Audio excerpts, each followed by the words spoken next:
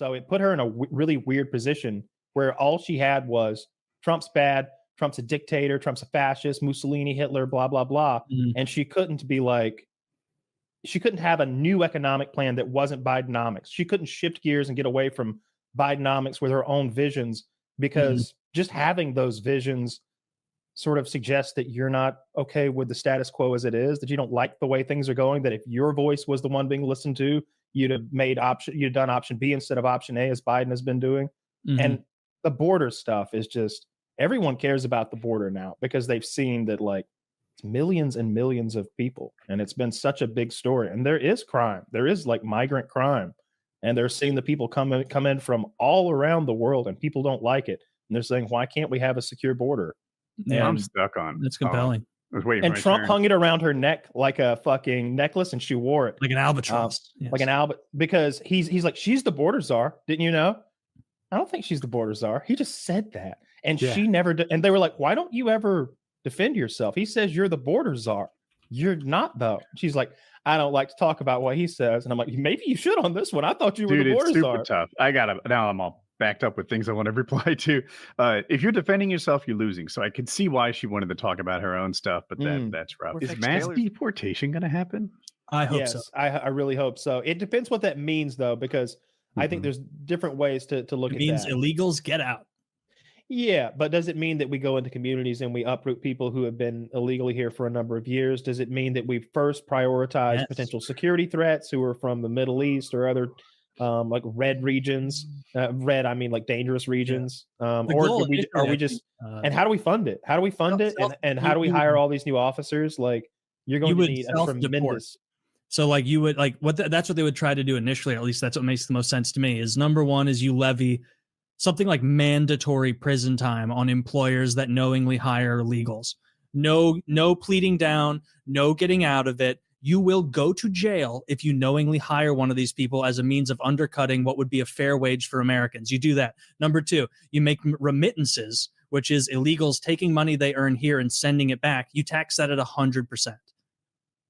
100%. And you also make it so that illegals are not eligible for Medicaid, WIC, or housing vouchers. If you create a system like this that doesn't subsidize this behavior, you will see it diminish enormously. And so you don't even like, all of that can be done prior to any sort of like going in and getting people. And the problem will largely resolve itself because these are economic migrants. That's not what they're going to do, though. They're going to send in they can do that. Some sort of, yeah, they can. It would be a combination of things, but those would be, if I were king, those would be the three edicts I laid down. Going after employers is a big deal, right? Right now, there's hardly any downside to hiring illegal immigrants, and they could change that. Yeah.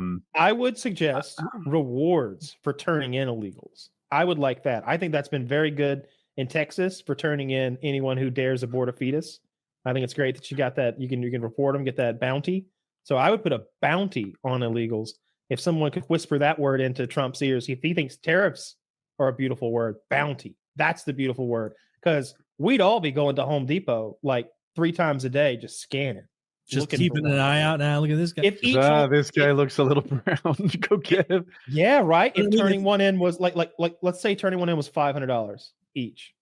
Like if he implemented the idea, you can make a whole YouTube channel about that. It would, but if he implemented exactly the 3 changes I just said, oh come on, that's I have an idea. I want to get out there. It's this. Better. Fire away. If you self-deport, you can empty all your bank accounts and go back home. If you get caught, we freeze your bank accounts and send you home penniless. I like that better than sending to jail, like Taylor said, because we pay for that too, right? Just we're going to make some money off this deportation thing. I like that. Maybe I didn't express it clearly. I don't mean jail the illegals. They are not going to siphon off of our teat anymore. They go back. The people who would be jailed is someone who knowingly employs illegals, which is really just a way of like fucking American middle and working class people up. That's what it is. They don't want to pay a fair wage to Americans, and so they can get fucked. Maybe we get a little work out of them before we send them home. A workout? No, a little work out of them. Oh, a little work out of them. I thought you were like, all right, now burpee your way back across the border. I just figured before we send them home, we're gonna need to round them up first. We don't want to get free work out of them. That's work that could be done for a fair wage by an American. but they're going to make tank shells for Israel. We do so much of that already. You're right. I'd say mean, too much. I think they're going to go round them up. I think it's going to be crazy. I mean, that's what he promised. If you're ready for an emotionally manipulative news cycle, wait until this starts kicking off. They're going to be doing look at this crying kid, burn the Constitution. It's like, no, you gotta go. You're not here legally, and you're not an American. Fuck off. Should they change the thing where if you're born here, you're an American? No. I mean, it seems to be being abused constantly, so it definitely needs to be talked about. Well, so your child won't be an American? I'm an American citizen. Like, they would need to make it if you are born of American citizens in order to circumvent the anchor baby thing.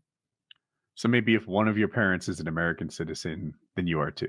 Yeah, that would be your rule. Like a half blood. Yeah, like do they get regular like a half city, a citizen. Do they get all their rights and stuff, or yeah, if they're an American citizen, of course. And they go to like a public restroom and everything. Yeah. Well, they'll have their own water restrooms, fountains. Obviously, Kyle. They'll have their own restrooms. Yeah. Separate. They get 3/5 of the vote, maybe. They get to go. They're looped in with. That's what we're doing, folks. We're making bathrooms for all the trans.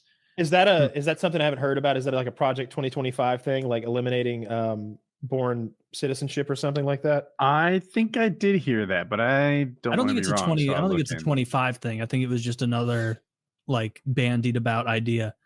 Interesting. Which, like, yeah, if you're born here of illegals, like of illegals, if your illegal parents come here tactically to birth you here and secure their path of citizenships, that's ridiculous. That's circumventing our laws.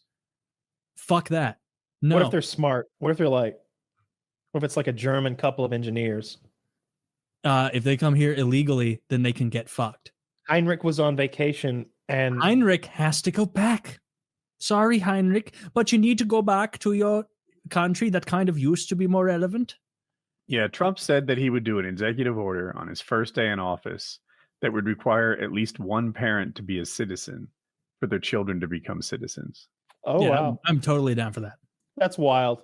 That makes so much more sense I think it's unconstitutional. Yeah. I'd have to Google to see. There's a law, but I think there's an amendment that says if you're born here, you're a citizen. Yeah, there's a law that says it for sure. Yeah. Well, when that was implemented, nobody predicted it could be abused this way. There's another law. No, and not only that, like all of his legal troubles go away. The only thing that remains is the civil judgment against him with E. Jean Carroll, I believe that's her name. But I can just imagine him with his presidential power somehow just not paying. The fraud one is also at the state level, right? Well, I think it needs to be civil before it even it's state, civil, isn't it? State. I don't know. I just know the E. Jean Carroll judgment where he owes like $100 million on.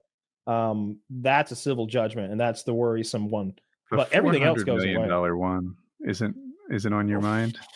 I don't know about that one. Okay. I know everything's state and federal. I can remind you. It's the one where he overestimated the value of his properties. But I thought that, actually, I remember that is the New York trial. So that one's state too. Yeah. Those are the two that don't go away. All the federal ones, I assume, they're probably done now. They see if they haven't stopped, the writing's on the wall, so they might as well. I think they announced they're winding the two DOJ cases down rapidly. Oh yeah. Okay. And he's supposed to appear in court like next week for sentencing in New York. I don't think he's going to show. Eat my ass. I don't think he's going to show. Like, what are they going to send the U.S. Marshals to get him? No, they're not. So all of his legal troubles go away. You know, he wins. He wins everything. And maybe the worst part is he might get another Supreme Court justice or two. You know, the Supreme Court's going to be read for the rest of my life? ? Like, imagine what can happen with what Thomas they can do. Is the oldest, right? I'll have to look. There's two older Democrats on the Supreme Court that could be phased out this cycle potentially, or they could hang on. And the Chief Justice to like swing votes a little more. I think he's also in his mid 70s or maybe early 70s. I mean, it's 6-3. Thomas is the oldest at 76. Then comes Alito. Then Sotomayor at 70. I didn't Oh, realize that's a she good got one. so old. John Whoops. Roberts is 69. Even that is older than I expected. And then we get into like 64 and 59, so they're not going. Yeah, they're not gonna go. But if he's smart, he'll get rid of any old conservatives. Go ahead and put a good 45-year-old Clarence in for Thomas them. is guaranteed going to leave when Trump takes office. 100%. 100%. I don't agree, but I'm wrong about everything lately, so I'm being cautious. I feel like Clarence Thomas saw the writing on the wall with Ginsburg and is going to be like, I'm not going to get caught flat-footed, waking up dead one day and realizing I made a mistake. Like I'm gonna preempt this. I certainly see the logic, but I just haven't seen many of these people step down graciously to help their party. Most of them cling to the day they die. Mm-hmm. That's It true. would be smart. You can't put it smart. past like your desire to be in a position like that. Just to wait, Alito is, I forgot that he was Republican. So the two oldest are Republican, and then Sotomayor. Okay. Yeah, I could see him maybe getting, I guess that would be if he replaces those two Republicans. That's just a wash. You want to replace a Dem.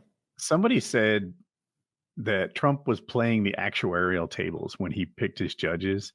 And then I heard Trump on a rally say a similar type thing. Like, you got to get young ones. Young ones will be in there for 40 years. And yeah, so Trump didn't put 69-year-olds on the Supreme Court. Yeah. Massive changes in American politics for a generation is what you're talking about. It's incredibly impactful. That and all the circuit judges, all the appointees that he's going to put in there in those lifelong positions or whatever, who are going to be enforcing their judgment of the way the law should be interpreted. It's super impactful, and it goes beyond his economic policy or his tax policy. That'll just be, a 4 or 5 year thing. And then I had a law professor talk about lifetime appointments, and he was for them. He thought lifetime appointments were nice because they allow judges to make decisions without worrying about the popularity of it, and they can focus solely on the right and wrong of it. Okay, point taken. But also there's no accountability. They can, for example, throw away the case of the guy that put him in there, right or wrong. Just let's pretend it's wrong for this conversation. Yeah. And now there's no accountability. They have a lifetime appointment. They can stick their middle finger up for the rest of their lives and not get fired. So I don't know what's right. I don't want people, for example, coming down against those who burn the flag. I think it's yucky. I'm not a big fan, but it's a freedom of speech thing. The judge needs to protect unpopular decisions. And if they're elected every 2 years, they can't do that. But yeah, I don't know. I agree. It's seedy. There's no awesome solution to all of this.